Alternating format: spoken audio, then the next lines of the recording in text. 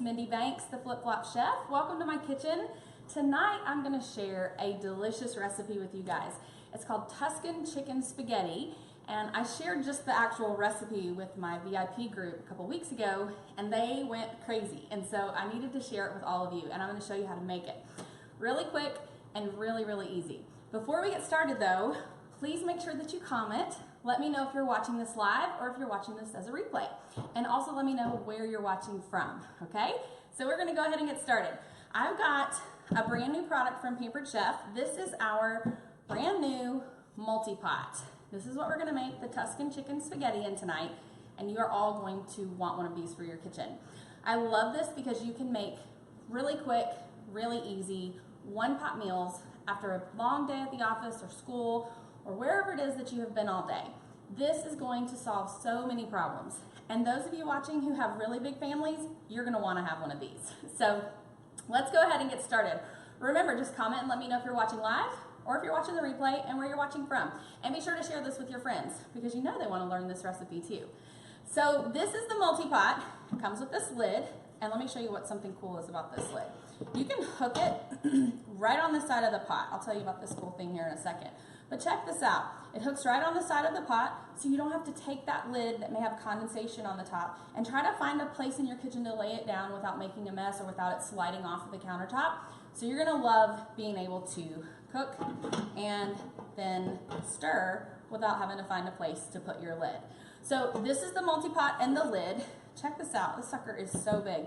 This is one of our new pieces of nonstick cookware. Now, I know those of you that are watching are thinking, well, I have nonstick cookware, but it sticks after a while. Or I want nonstick cookware, but I can't put it in the dishwasher. Or I want to be able to use metal utensils. Or I want my husband or my kids or whoever to be able to use metal without risking it getting scratched. So let me show you something. First of all, our nonstick cookware is safe for metal utensils. Do you think I would be doing this if it would scratch it or if it would damage it in any way? So this is our fish spatula, which is one of my favorite new utensils from Pampered Chef. This is great for fried eggs. It's great for flipping pancakes, and of course it's good for fish. I used it earlier when I was cooking the bacon for this recipe, and I'll tell you about that in a few minutes. But let's go ahead and get everything going here. So I already showed you the lid, but check this out. This is a silicone colander, but when you collapse it all the way down, check this out. It can be used as a trivet to protect your countertops or your table. So I love that extra little bonus feature. The colander is also dishwasher safe, but check this out. You can expand it all the way, and you can actually pour your pasta and your water right here in the colander. Let it boil. When it's done, you just lift up the colander and all the water is going to drain into the pot, and then you can add your pasta noodles to wherever you're going to mix them from there. Now, I'm sure some of you guys have heard of steaming foods. The really cool thing about the multi-pot is you can actually lower this just a little bit here, and you can cook rice or potatoes or another starch here in the bottom of the pot, and put this on the top, and put your meat and your vegetables, season them up however you like, put them right in the steamer, and then you're gonna put the lid on here, and you'll be able to steam your vegetables and your meat while you're cooking your starch on the bottom. Isn't that amazing? So let's go ahead and get started with our Tuscan chicken spaghetti. We don't really need the lid or the silicone colander, so I'm gonna set that aside for now, but we're gonna go ahead and just pop this right on the stove. You guys are gonna be shocked at how easy this recipe is. So we're gonna start off with a pound of spaghetti. If you have not used this, or if you've never seen this pot size spaghetti, you are going to love it. So it's already broken in half, basically. We're gonna put the whole box in here. If you've ever broken spaghetti noodles in half, then you know how much of a mess that can be. We're also going to add in, I haven't turned the burner on yet, I'll let you know when I do that. When we add the liquid, I'm gonna turn it on. We're gonna add a can of fire roasted tomatoes. All you're gonna do with this can opener is set it up against the can like this. I'm actually gonna zoom in so you guys can see this. You put it up against the edge and just give this a little twist, and it's gonna attach itself to the can. You'll twist until you bypass your starting point. And I recommend starting at the front of the can so it makes it really easy for you to figure out where you started. Once you've gone all the way around, you're just gonna turn counterclockwise to release the can opener from the can, and then you've got a little hook on the side where you can kind of grab that and pick up the lid. So we're gonna add the whole can of our fire roasted tomatoes. Pour that right on top of the noodles. We're gonna add a container of chicken broth. So the original recipe for this actually calls for 5 cups of chicken broth. Since 4 cups come in the carton, I'm just gonna do 4 cups of chicken broth and 1 cup of water. We are gonna add some Pinot Grigio to this. You could add extra wine if you wanted to, or you could do what I'm doing and just add a little bit of extra water. So we're gonna pour this in. I'm gonna go ahead and turn this on so that we can start bringing this up to a boil. I'm gonna go ahead and open up our bottle of Pinot. And like I said, this is Pinot Grigio. I think I'll zoom in a little bit so you can see this wine opener. So the wine opener comes with this cool stand. It's gonna have a charging cable and a brick. When you get this, just plug it in, and a single charge will actually open 60 to 70 bottles of wine. And I have tested that. It lasts so long. The base of this has a foil cutter built right in. So what I'm gonna do is I'm just gonna put this right on the top of the bottle, give it a squeeze, and twist all the way around. I'm basically just cutting the foil, and you can see how it just cut that foil right off. Now, if you are just joining in, I'm making Tuscan chicken spaghetti. Make sure that you comment and let me know if you're watching this live or if you're watching the replay, and be sure to share this as well so your friends can watch it too. I'm gonna put the wine opener on the top. Make sure you continue to hold onto the bottle, press the down button, and it's gonna pull that cork right up, and then you're gonna press the down button or the up button, and it's gonna give you the cork back. So this is the electric wine opener. Everybody that has this loves it. I'm gonna measure 1 cup of Pinot Grigio right here in this measuring cup. And if you haven't seen this measuring cup before, this is part of our kids cookie baking set. The cool thing is you can buy it separately though. All right, so this is our wine dripless stopper pour, and this wine bottle must be a little bit more narrow here. I noticed that with the cork. This fits in, actually this is the first wine bottle I've ever had that it didn't fit tightly. But this is a dripless pouring spout. You just put it in the bottle and it gives you the opportunity to store the bottle flat after it's been opened. But it also has a little pouring spout. So you pull this out and it releases the seal so that you have a dripless pour when you're making yourself a glass. Now, if you don't drink wine, of course you can leave the wine out, but it really does add a lot of flavor to that. So let me grab a towel real quick. Drop something down there. I don't want that to start burning on us. All right, so right now we have the spaghetti, a can of fire roasted tomatoes. We've got some chicken broth, some water, and some Pinot Grigio. We're gonna add an onion to this, and I'm gonna show you our simple slicer. Some of you guys have this product or have seen it used before. You're gonna slide this food holder off, and then what you're gonna do is you're gonna choose the thickness that you want. So 3 is gonna be the thickest, 2 is gonna be a medium slice, and then 1 is going to be like a thin slice. Now I wanna do one right in the middle. So you're gonna slide this up, and let's see, pop this in. So you've got the little food holder prongs there, and you're just gonna slice. Check this out. So you're getting these beautiful onion slices. So what we're gonna do, slice this onion, and then I'm gonna take our color-coded chef's knife, and I'm gonna cut this in half. And toss this in. Now the next step, I'm gonna grab the chicken out of the fridge. Hang on 1 second.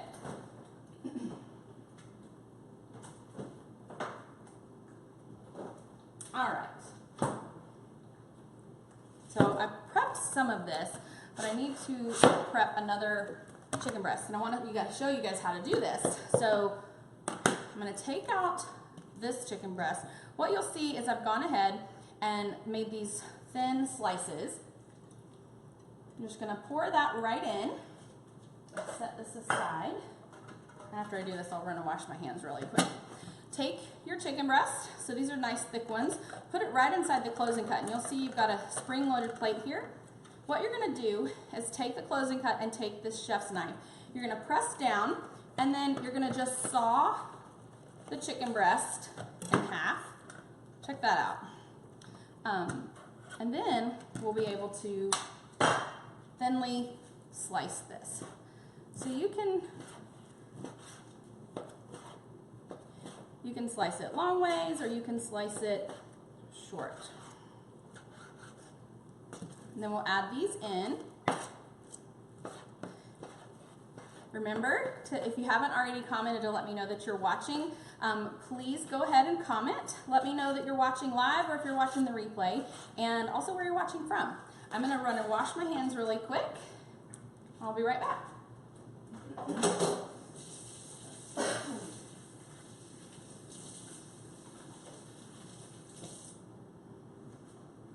All right, so we've added the chicken. We need to add some garlic because you can't make an Italian dish without garlic and it's hiding from me. Here we go. So let me get a clean cutting mat here. And I'm gonna use our garlic peeler and slicer. If you haven't seen these before, these are really cool. I know a lot of you guys are familiar with our garlic press. If you've never seen the garlic peeler before, I wanna show you that one. These feel kind of thin. I'm gonna use some of from the fresh one here. So you're just gonna peel these cloves apart like this. You do not need to take the paper skin off. So let me show you how this works. We're gonna put a garlic clove right in this little sleeve here. Just roll this.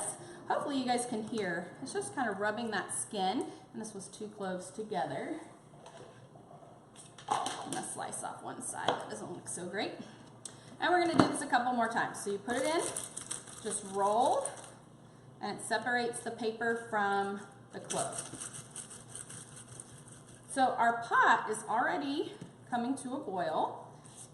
Once I get all the ingredients in, we're gonna cook this for 7 minutes. We're gonna boil it for 7 minutes, and I will let you guys know about a couple of the other ingredients once we get to that step. This is a garlic slicer. When you slice garlic, you actually get a more mild flavor than when you use your garlic press. The smaller the piece of garlic, so the smaller you chop it up, or mince it if you're using garlic press, the smaller the piece, the more intense the flavor. So if you want a really strong flavor of garlic, then you might want to choose the garlic press. For a mild flavor of garlic, you want to go with the garlic slicer. So I'm just going to slice this, and let me grab a sliver and show you guys. These are teeny, teeny, teeny, tiny little slivers. I'm not sure if you can see that, but you can kind of see it going into the pot. So 4 cloves of garlic. All right, so I'm going to set a timer for 7 minutes. And we're gonna add some salt and pepper. This is our grinder set. If you guys don't have this, you're gonna love this. They're really beautiful, but they're also really easy to fill. So you just unscrew the cap and pour your peppercorns or your Himalayan sea salt in. We do sell the pink Himalayan sea salt, and we also sell the peppercorn medley. It's a blend of 5 different peppercorns. Cool thing about this is you can actually adjust on the bottom how fine or how coarse you want your grind to be. And we're going to add some salt. And the Himalayan sea salt is the most healthy salt that you can cook with. All right, set that aside. I'm going to go ahead and add half a bag of spinach. We're going to ultimately use the whole bag. Put a little bit more than half in there. What I'm going to do is take our chef's tongs and just go ahead and mix all of this up. If you've never seen these are gravity controlled chef's tongs. So when they're pointed up, they're not going to open, but as soon as you point them down and give it a squeeze, then they're going to open up. They're going to stay open until you point them up and give it a squeeze, and then they'll stay closed. There's a little button right here, and when you squeeze, depending on which way you're holding it, gravity's going to pull that button down. So I'm going to just give this a quick little stir, get that chicken all the way under the water so that it can cook. So I want to know what you guys think about this recipe. Doesn't it look delicious? I wish you could smell it because my kitchen smells so good right now. All right, let me wipe this off. You cannot have an Italian dish without cheese. Really any dish. Now some of you guys know this, but if you didn't know, there is a flip-flop chef oath. So raise your thumb if you already know and have taken the flip-flop chef oath. If you haven't taken it and you don't know anything about it, you got to pay attention because this is really, really important. And there's only one flip-flop chef rule, and that is anytime you have a recipe that calls for cheese or chocolate, you just have to promise that you're going to double whatever it calls for. Because if a little cheese or a little bit of chocolate is good, a lot is going to be better, right? So definitely don't leave the cheese out, and double the amount that you're going to include. We're going to use the microplane fine grater. I'm just going to adjust this so that I can use it like this, because that's how it's comfortable to me. You slide this piece up from the bottom, and you're going to just put your block of cheese in here and then start shredding. Now, the reason you want to shred your own cheese is because if you buy it pre-shredded at the grocery store, it has a lot of preservatives in there. And what you're going to find is that there is actually cellulose powder that is added to the bag of shredded cheese, and it actually is meant to keep the cheese from sticking together. And you don't want to eat that. It also actually prevents it from melting as well. So we're just going to shred this cheese with the microplane fine grater. Can you guys see how much cheese we're getting from this little teeny tiny block? All right, and that little sliver, that's your snack. We'll just throw it in there, it'll melt. We're gonna stir half of this cheese in just a little while, and then we'll save the rest to sprinkle on the top. So if you've ever bought one of those green jars that has Parmesan cheese in it, don't ever buy that again. First of all, it's kind of expensive. You don't get a whole lot, and you're getting all those preservatives at the same time. This is a dishwasher safe product, so definitely throw that in the dishwasher. If you've noticed, I've been putting trash and dirty dishes in this little basket. This is one of Pampered Chef's woven baskets. This is a relatively new product from Pampered Chef. We have two different sets, or a set and then a large woven tray. These, you guys, put them in the dishwasher if they get dirty. So I'm not even worried about putting food in here or trash. I can just rinse it out, or I can throw it in the top rack of the dishwasher. The large one is huge. You can use it to take things in and outside, inside and outside. And if it gets dirty, so if somebody spills ketchup or mustard or mayonnaise or something on there, or a cheese dip, you can easily clean it by putting it on the top rack of the dishwasher. All right, I wish that you guys could smell this because it is so good. All right, so I'm gonna set this aside. Let's see. Well, I'm gonna put it behind me. Don't let me forget the cheese. Out of sight, out of mind, right? We're gonna serve this recipe in this beautiful stoneware bowl. This is a large stoneware bowl that we sell. It is made of our regular Pampered Chef stoneware stone, except that it's completely glazed, so it's beautiful. So can you guys see that's nice shiny glaze? So this bowl can go in the oven, it can go in the microwave, and it can also go in the dishwasher. We also sell some smaller bowls that complement the larger bowl very nicely. So if you ever wanted to do like chips and salsa or chips and dip, maybe even a shrimp cocktail where you put your cocktail sauce in the middle bowl, you put your shrimp around ice, and then shrimp on top of the ice around the other bowl. It's just a really beautiful presentation. But the cool thing is you can actually bake right in this bowl, which I love, because if you wanted to do like a baked spaghetti or a baked ziti or something, fill it up, bake it right in here, and then you can take it right to the table. Beautiful presentation, and it's so easy to clean because this stoneware is fully glazed. It can go right in the dishwasher for easy cleanup. So we're gonna serve our pasta in this. When it is done, we are going to add some bacon in just a few minutes.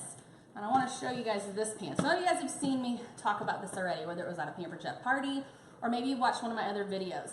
But the cool thing about this, not only does it come with the lid, but it is a stainless non-stick pan. So that may not make very much sense, but it's a stainless pan, but it has a non-stick mesh coating. The non-stick coating is actually under the stainless, so you can see how the stainless comes up onto the top of the pan there. So you can sear your meats, so like you could sear a steak in here and cook it completely on the stovetop, or if you wanted to, you could sear it to get the nice searing look on the outside, and then you get the brown bits, the fond, in the pan, and then put it in the oven to finish cooking. This cookware is oven safe, and it's also dishwasher safe. So I've gone ahead and cooked this bacon, and I used our fish spatula to do this. I just, tossed it around in the pan, right on the stovetop, like the other cookware here. You don't have to worry about scratching it with metal utensils. So I'm gonna just put that away. This is fully cooked. We're gonna stir half of this in just a few minutes. Let me go ahead and check on this. So that was 7 minutes boiling. I think we need just a little bit more time.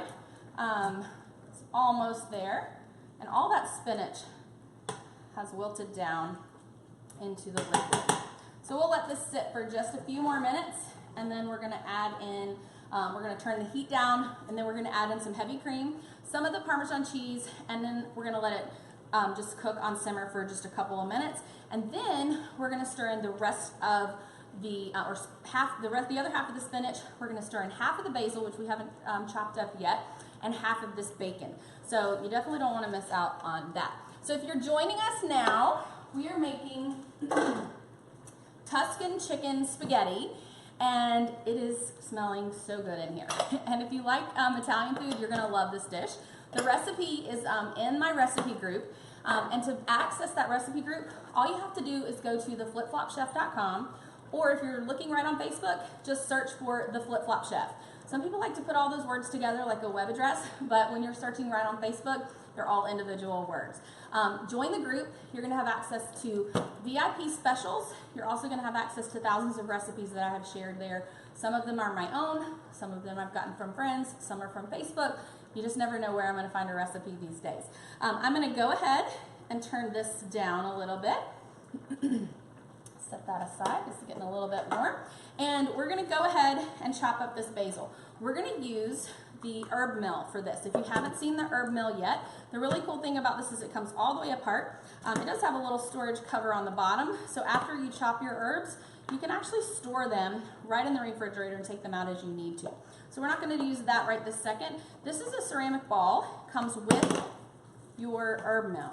We're going to put our herbs in here, and the first thing we're going to do is we're going to shake this up. By shaking this up, you're kind of breaking up the oils in the herbs, and it's going to bring out more flavor. So that ball is going to serve two purposes. So first, you're going to use it to damage the herbs, and then you're going to use it to push those herbs right into the mill so that it's really easy to chop. See how cool that is? So you just kind of you shake it a little bit, and it will push more of those leaves right into the mill. This smells so good. So basil is my favorite herb to cook with. We got one little leaf he doesn't want to chop. Okay, we'll save him today. And I'm going to go ahead and put some of this basil in, and I'm going to save the rest. Turn this down a little bit more. We're going to measure out 1 cup of heavy whipping cream. I'm actually going to slide this off the burner. I don't want it to still be boiling when I add that in. I'm going to go ahead and, actually no, I'm going to stir that in after I do the cream. So pour the cream in, give this a couple twirls. Y'all, this is smelling so good, and it looks so good.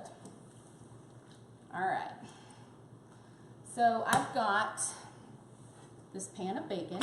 What I'm going to do, I'm going to put half of it in with the basil, pour the other half in the pot. Who was I kidding? There's no way I was going to forget the cheese.